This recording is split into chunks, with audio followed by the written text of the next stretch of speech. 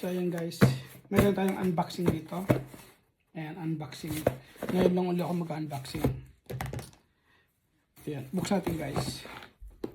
From Amazon. From Amazon guys. Ayan. Ayan.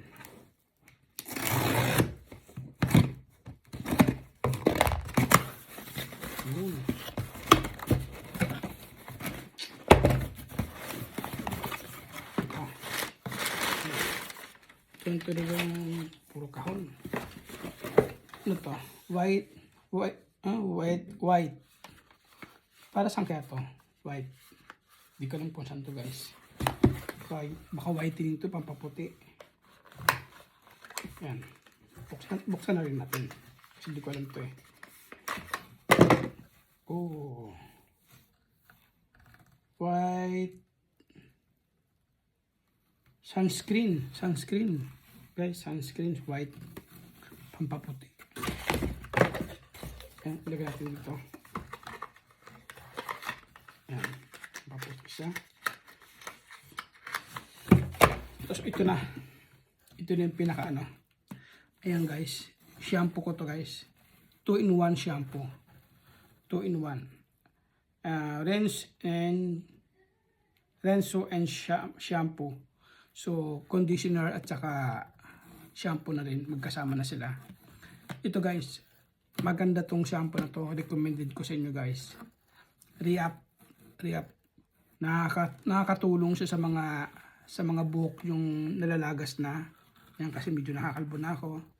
Tapos yung balakubak, importante. Balakubak. Hindi ka babalakubakin. Kasi tested ko to guys, pang ilang bili ko na to. Very recommended talaga guys. Bumili kayo nito ng re-up. Medyo may kamahal ng konti nga lang. Siguro mga 2,000 yen something or sa peso. Sa peso siguro mga 1,000 plus na mga ganun. 1,000 pesos. Hindi ko lang alam kung magkano, kung mayroon dito sa Pilipinas.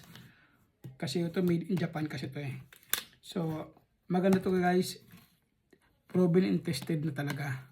Recommended ko sa inyo guys. Hindi kayo ko babalakubakin kahit na ilang araw ko hindi maligo. Hindi kayo babalakubakin ito. Sigurado to. Kahit nasabi natin isang linggo kayo. Kaya huwag na matiis yung hindi maligo na isang linggo. Hindi talaga kayo babalakubakin guys. Ang ganda nito. Taisho rinse. Ito yung tatak niya talaga guys. Maraming klaseng re-up guys. Mayroon kasing re-up na pampatubo ng buhok, yung may minoxidil na kasama. Medyo mas mahal yun. Siguro nasa $100 yun, pero next time iba-vlog ko yung guys kasi umorder din ako nun, pero hindi pa ngayon. Wait natin yun, abangan susunod guys. Ito recommended talaga guys. Very effective, hindi ka babalakubakin. Ayan, 2-in-1 na yan, conditioner at saka shampoo na. Ayan. Huwag nyo nang antahin guys. Magkasugat-sugat yung ulo nyo, kakakamot ng ulo nyo sa balakubak. Bilhin nyo na to guys. Yan. See you again.